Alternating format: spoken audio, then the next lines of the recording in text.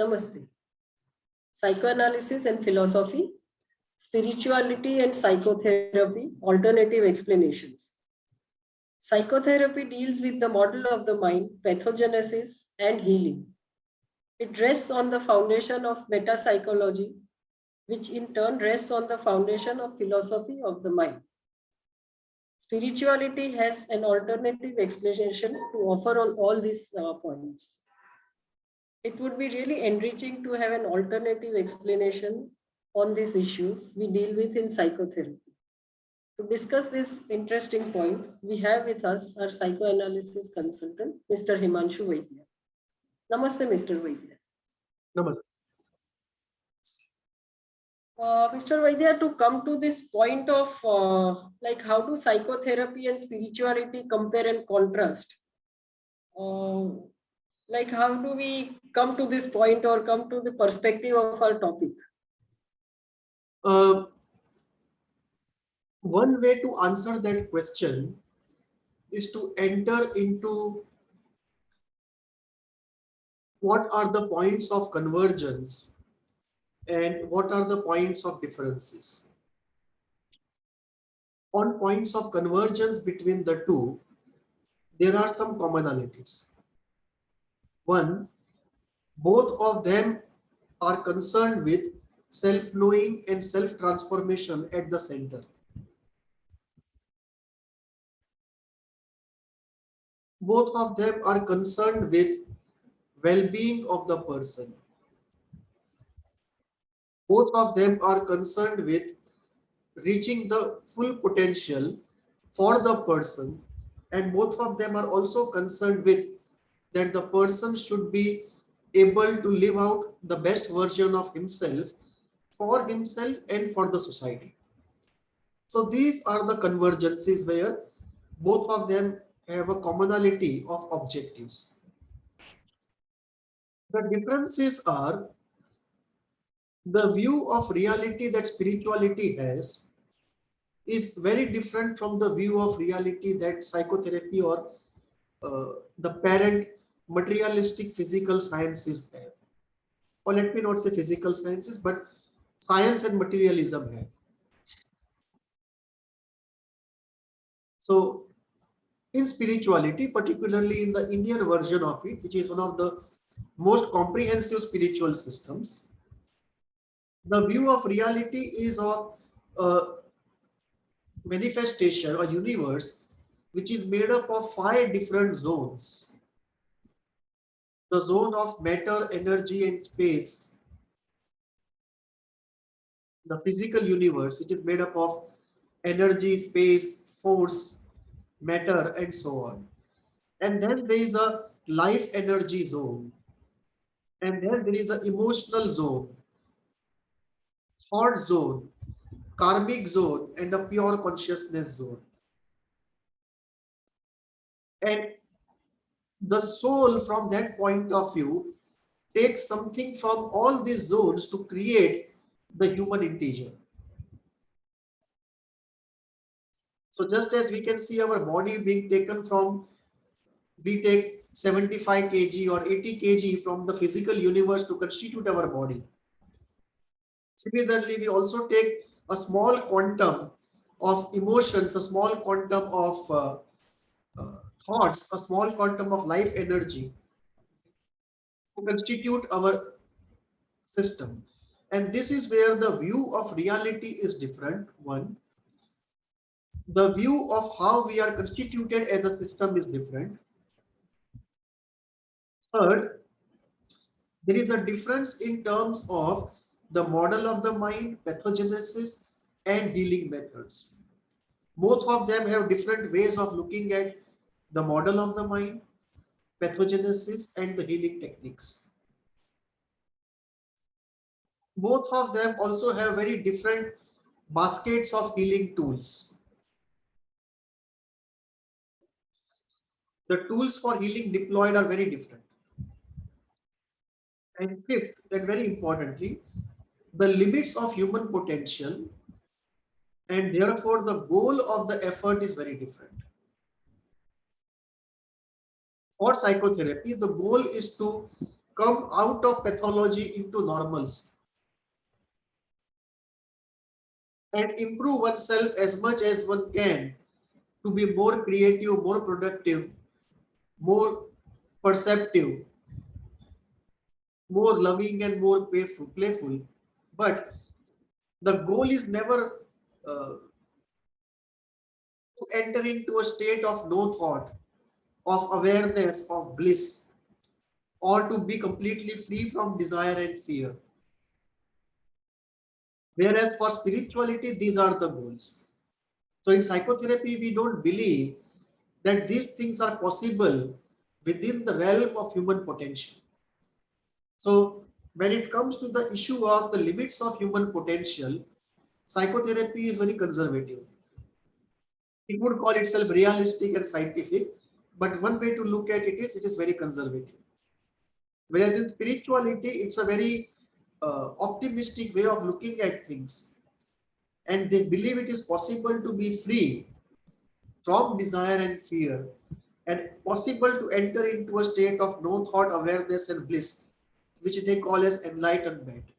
So for psychotherapy, the goal is normalcy and efficient functioning in the society for oneself and others.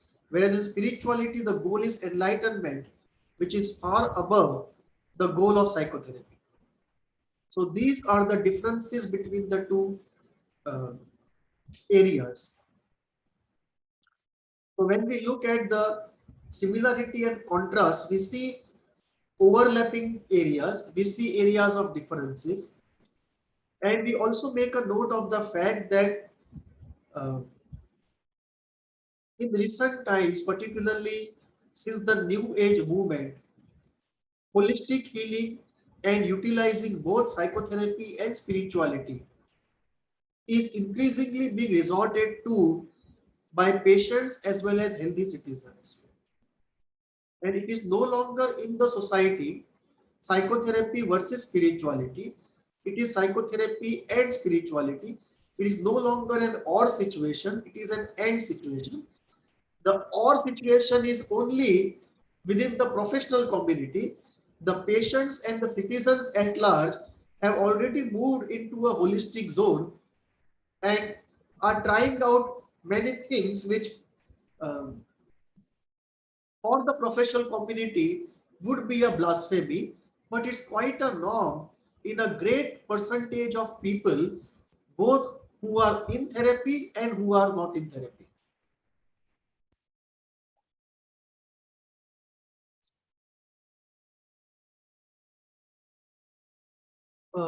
I can't. Yeah, yeah, Hello, yeah. I can is it hear. okay? Yeah. Second question is, what is the fundamental spiritual explanation for like why does all this happen, or why does anything occur at all, and how do we apply that to psychotherapy? Yeah, this is a question of all questions. That uh, why does anything happen at all, and can we create a generic model like a force field which can help us to understand the causality of any event per se? So it's like a super systems approach in a very generic way, but in the realm of philosophy, of course. In spirituality, and I'm referring to the Indian version, which has quite an amount of philosophy inbuilt into itself. The way it is looked upon is that there are some uh, generic reasons why an event would happen or not happen. And the system is a over deterministic system where multiple factors are in operation, and not only an event can happen because of more than one factor, but it can also happen because of any of the factors. So let us look at what are the factors. In spiritual framework, any event happens either because of one, the will of the person. Second, the laws of nature. Third, the karmic load of the person. Fourth, the self journey of the person. Fifth, the will of some other human being. Sixth, the karmic load of some other human being. Seventh, the self journey of some other human being. Eighth, the will of uh, some entity which is not human, maybe existing on the planet Earth or above it, but the world of spirits, so to say. So the non-human will includes not only plants, animals, and things of that type, but also spirits in the spirit world. And then there is the goal of the universe towards which the whole planet and whole system is being led to a particular goal in a particular way. And then there is this element of uh, powers used by somebody who has powers, either for good intention or bad. And then there is this whole element of grace, grace from the guru, from spirits, or from God directly. So this is the framework in which laws of nature is one of the elements, not the only element. And we look at free will as not completely under the domination of laws of nature. So this entire thing is what constitutes the determination of any event in the universe. And that when you apply to the psychological system, because this is a very generic model, when you apply to the psychological system, the spiritual explanation for events in the psychological system, be it related to the working of the mind, the model of the mind, be it related to pathogenesis, healing, technique, tools necessary for healing, we arrive at an alternative explanation of everything, which is an alternative explanation to what is proposed in psychotherapy. So for everything that we have in psychotherapy or psychology, for that, everything in that, we will find an alternative explanation in the spiritual framework. And this is what makes it very interesting, because not only it enriches us because from a different paradigm we are looking at the same system and looking at it with a completely fresh pair of eyes, but it also opens us up whether some of the elements which are considered in spirituality and not in psychotherapy, if they are indeed true, then is it not time to empirically investigate and find out if they are true or not? So it opens up not only alternative explanations, but a complete canvas of future research for psychotherapy.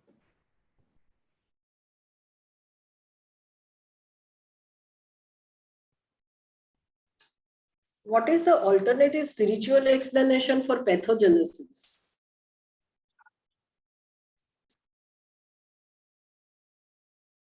Because spirituality has a different model of the mind and a different view of reality, and therefore a different view of why any event should happen. The same gets applied here. Take for example, let us have a few examples. Once you say that the human integer is constituted of the 5 bodies, obviously because of problem in any of the body, there can be a problem in the system, biological or psychological. So it may be that there is a problem in the thought body and that is emerging as a psychological problem, or there is a problem in the emotional body emerging as a psychological problem, or there is a problem in the karmic body again emerging as a psychological problem. So the alternative explanation would be here that pathogenesis is not necessarily only because of events which have innocently happened and laws of nature have operated upon that event, or in accordance or in congruence with that event or with the event, and therefore pathology has started. But it may have different explanations. Take for example, uh, there is a problem in the thought body, and because of that the problem is some problem is emerging. Now this would be a classical situation where if this is so, then cognitive approaches would work well on those problems. So CBT, REBT, DBT would be far more better applicable there, more suited from an alternative point of view. From spiritual point of view, there are different techniques altogether. But let us say we come to the karmic thing. Now this is where a radical difference comes out. That in normal discourse in psychotherapy, we would say that because of constitution X has happened, that two people were subjected to the same kind of events. One converted that into a trauma, the other did not. And that we attribute to constitution, which we don't know much about. When we use the word constitution, actually we are replacing one unknown by another. But we don't know why the constitution is what it is. So here, the spiritual explanation would be that it is because of the karmic load that the person has to endure certain things for certain time. Or let us say a person is not able to get along well with people because of certain problems. Maybe a bit of narcissism, maybe a bit of social anxiety, maybe a bit of domination. And we may trace it to those categories and we may try to solve it as though it is a problem to be solved. But in spiritual framework, it may come out that the person's soul has come into this world to experience those very things. They are not problems to be solved. They are problems to be lived through. And of course, we are not talking about severe category problems. That's a different frame altogether. The third is the person in the spiritual process passes through many times states which can be called pathological from a normal standpoint, from the classical psychotherapy DSM standpoint. And in spirituality, it's very common that most people who go deeper into themselves and go through the spiritual processes pass through those states for some time. And after some time, the states start self-healing themselves.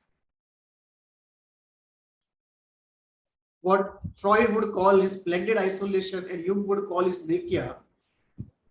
That is very common for spiritual aspirants. So from classical psychotherapy DSM standpoint, we would call it a problem to be cured, to be medicated or to be given therapy. From a spiritual standpoint, the explanation would be it's a natural part of spiritual evolution. And not only in pathogenesis, but also in healing. Acha, let us take one more example of alternative explanation of pathogenesis. Uh, in spirituality, the idea of spirits is quite common in most spiritual systems.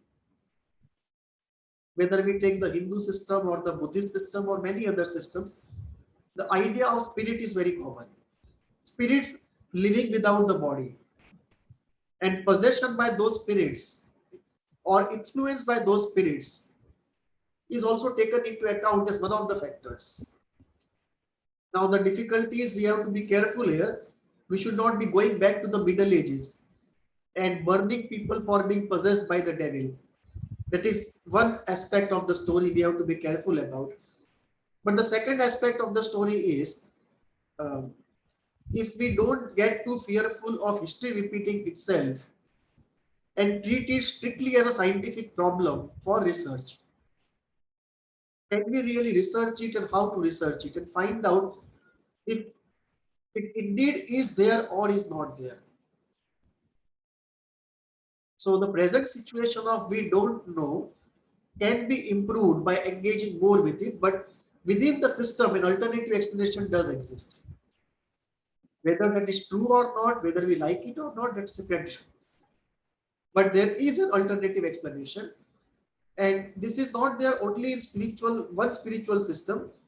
Different spiritual systems may give different alternative explanations. And if we go to the shamanic side or the tribal side, we may get another explanation also. The point is, we do not want uh, a childish explanation or a complete off the line explanation, but we want an explanation within the framework of intelligent, internally consistent theory, which appears logical to a large section of humanity and which has endured over centuries, which is a sort of a natural filter for the quality of ideas. And when we encounter such a internally consistent, long-standing theory, and within that theory, when we find these assertions,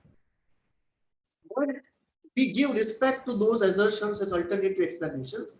Not that anybody says anything and it becomes an alternative explanation, but these are the alternative explanations which have stood the test of time and have survived centuries and have been believed in by thousands of people and are a part of an internally consistent, intelligent system, which may not be the same as the system of current science, but still is a very respectable system from an intellectual standpoint.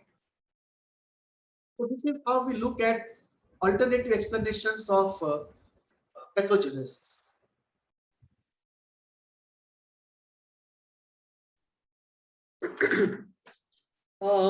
Like we know that healing does happen through psychotherapy, right? So how does spirituality explain this healing?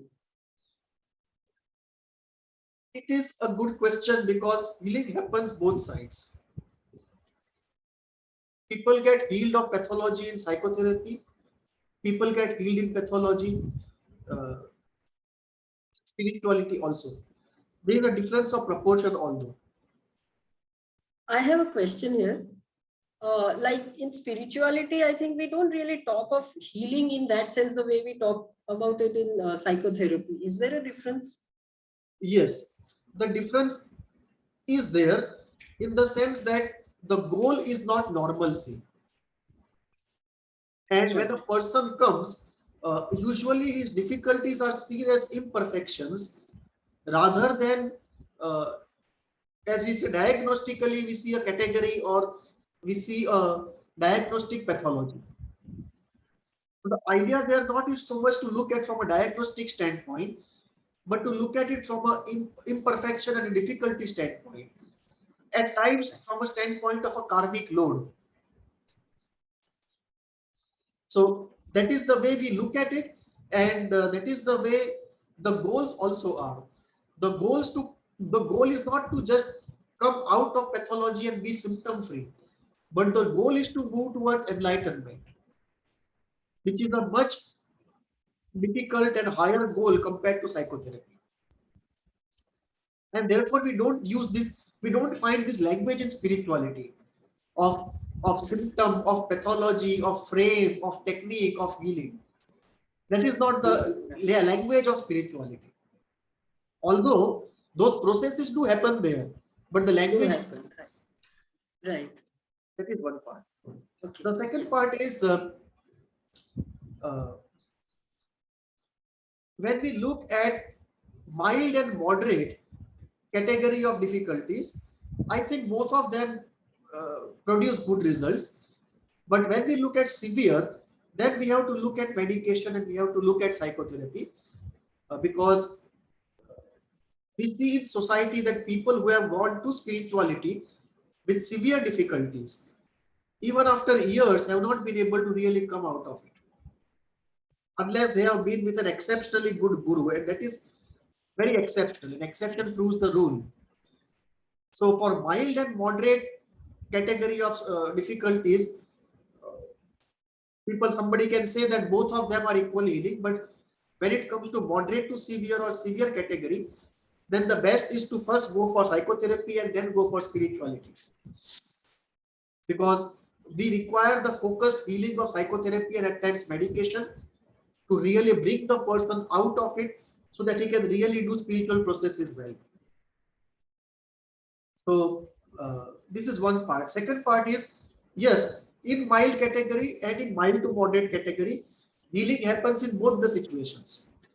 You will find if you do a study, there is mention of it in a very good book, how traditional healers heal people of psychological difficulties in the village setup. And this is very common in India. I think it should be common in many Asian countries and African countries also. And there what we find is that they have their own way of looking at people, their own OPD and their own framework, so to say. And what happens is that the mild and mild to moderate often get treated very well there. In cases, you can also see many people in spiritual ashrams. At present, you can look at ashram of Sadhguru or Sri Sri Ravi Shankar, and you can see many people who have come there with diagnosed difficulty, mild to moderate category, and because of the spiritual processes being there with people, they are now out of it. So you will see real life cases of people getting healed in the spiritual atmosphere, spiritual communes also.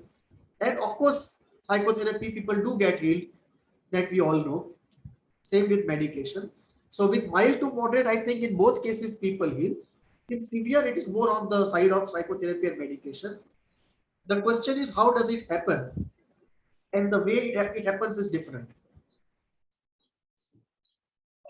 In spirituality, it is the internalization of a good, reliable, stable object in the form of a guru, the spiritual techniques, and the positivity of the atmosphere and the social support they get. That in a way for many people compensates what they never had and what they want. And when this match happens, the healing becomes quicker. And the same thing when we go in the psychotherapy area, spirituality has an alternative explanation to provide.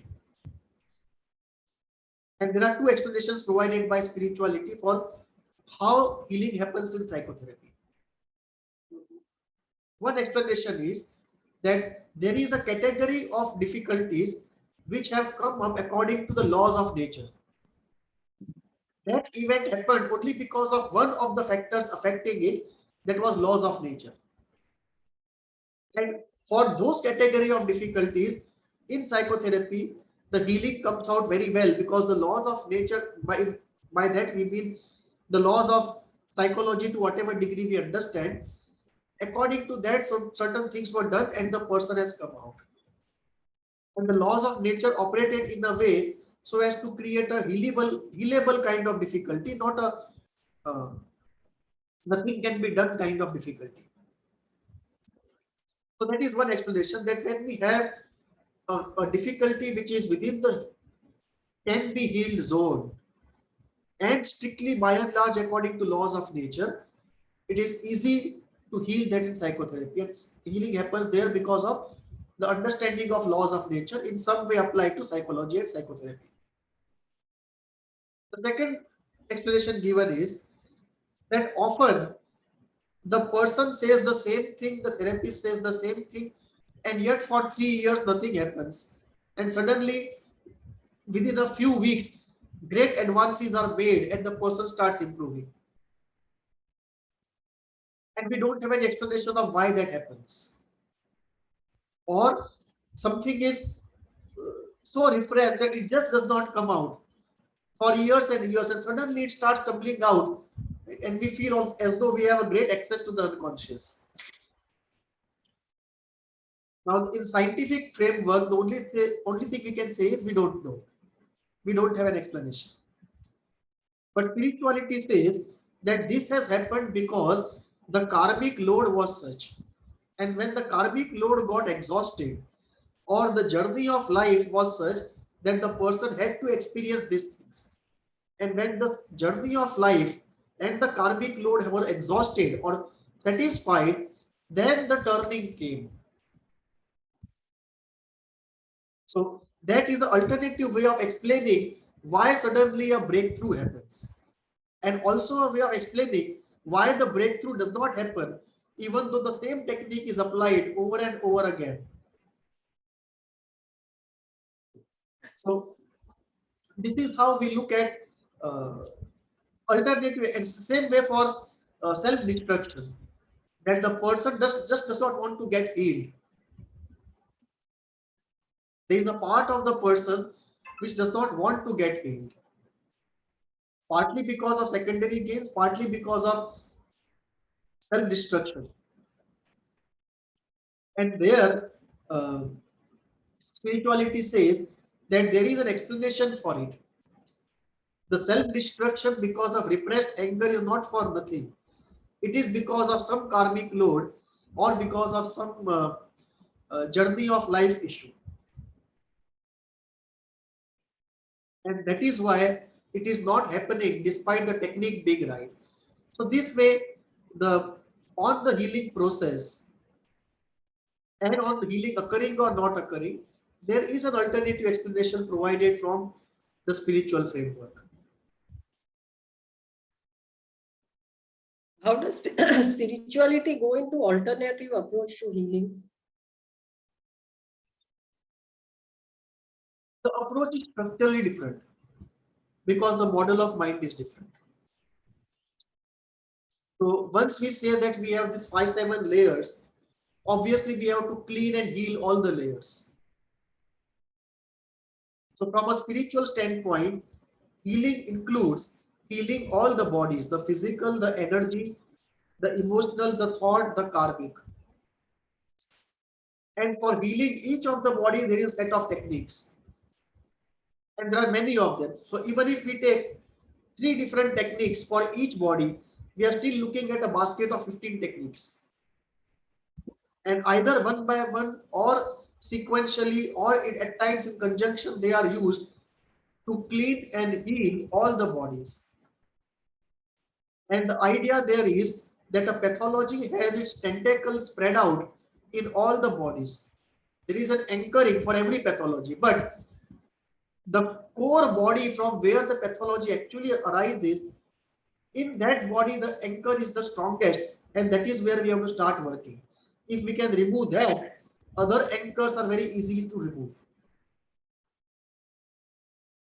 So this is where the structural approach is very different. Second, the basket of tools used is very different. So for each body, there is a basket of tools. So for the physical body, one can go in for diet change. One can go in for Ayurvedic techniques of cleaning. One can go in for Hatha yoga. For the energy body, people go in for Reiki, pranic healing, pranayama. For the emotional body, they go in for devotional practices, for idol therapy, for music, for relating with the guru, for techniques like Avishkar, for techniques like there is a very good technique called Swapneshwari, and all those techniques are there for the emotional body. Then for the intellectual body, you have meditation, you have the logic part of it, the thinking intellectual part of it, the knowledge part of it, the schema management part of it. And for the karmic thing, again you have meditation, you have self-effort, you have social work, you have observational exercises, so that one can go deeper and overcome the automated mechanism. So let's say that uh, the tools are different, the structural approach is different, the tools are different, and the goals are different, and the setting in which it is done, it is also different. The frame is also different. We'll come to later, but the structural understanding, the tools used, the process used, the frame used, and the goals, all of them are different.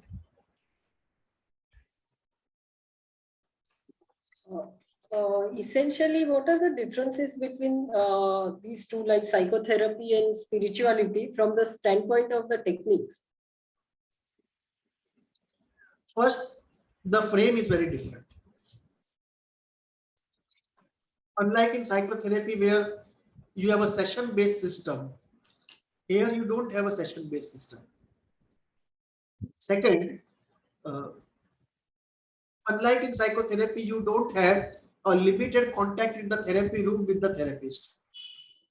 Here it is a ongoing contact with the person, who may be a guide, who may be a elder practitioner, senior practitioner, or he may be a guru.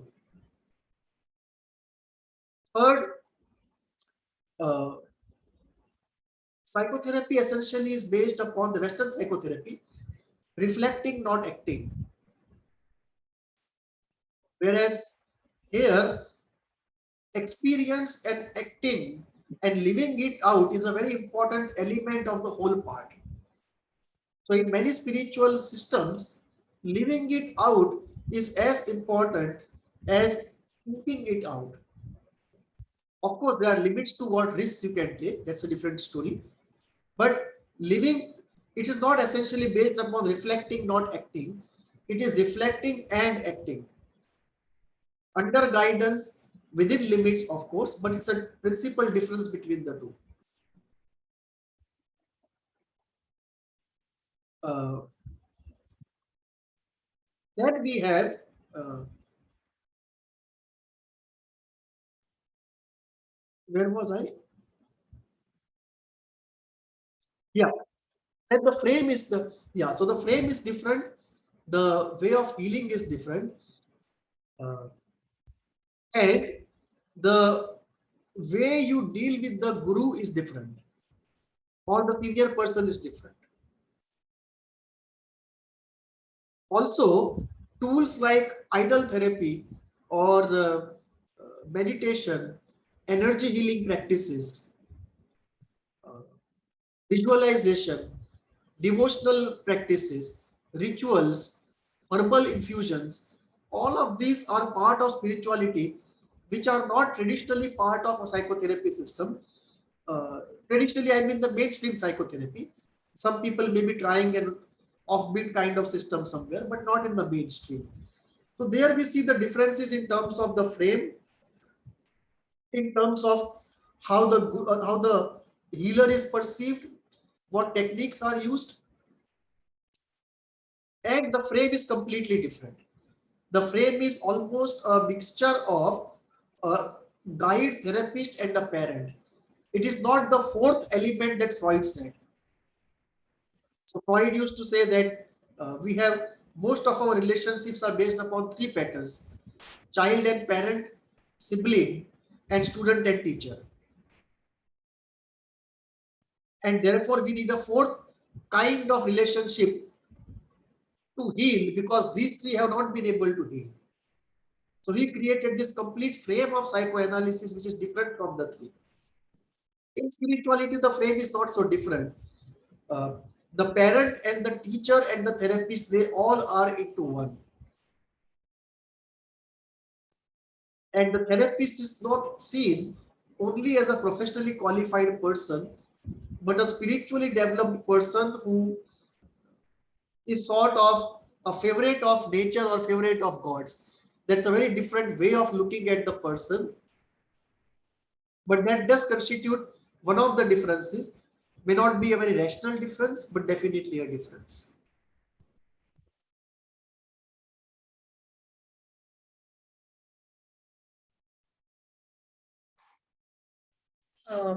Come to our next question. Is there some spiritual explanation for Synthium? Yeah. Uh, Lacan coined this word symptom, and he uh, talked about that there is a difference between symptom and suffering. At times, over a long period of time, when we understand the symptom completely, it is possible that the symptom may cease to exist, or it is possible that we understand it, but the catharsis has not happened. and therefore some roots of it continue to be in the system. However, because of working so much with it, we come to accept it and manage it in a way that there is a divorce between symptom and suffering. So the symptom continues, but we are able to live so well with it that we don't have suffering. Or to put it more accurately, suffering is reduced to a minimum. And there is a radical improvement in our quality of life compared to that point when the symptom used to cause great amount of suffering. So this kind of a symptom which we learn to live with, and where the suffering has been minimized or removed completely, is what he called as syntheon. And in spirituality, they don't look at it even as symptom or a symptom. They feel it is because of the karmic load or one's self journey of life that a deeper part of you wants to experience that thing. And therefore, although the surface part of you sees this as suffering to be removed as soon as possible, a deeper part of you, because of self journey or because of the karmic load, wants to experience it and live with it. And that is something which is an intrinsic part of the human condition and of the journey of life. And uh, therefore, it is purposeful and meaningful. It is not and just a misfortune heaped upon us, from which we have to run and save our lives. It is very much a deeper and a very meaningful and purposive part of our life when we look at our life in the framework, much longer framework of the soul's evolution.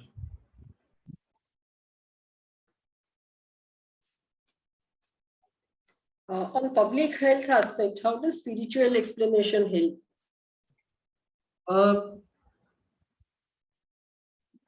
Alternative spiritual explanations help in a way, but more than that, the cultural practices which flow out of spirituality they have. So it is an area where we have not explored much how to connect culture and spirituality with public health. We have by and large discussed public health in strictly rational terms. Three elements come out. The first element is over the program of one's life, certain events are needed which are social and spiritual to help us negotiate the turning points of life. Just as Jung says that in every critical stage of life, if we don't provide outside events, dreams are manufactured inside.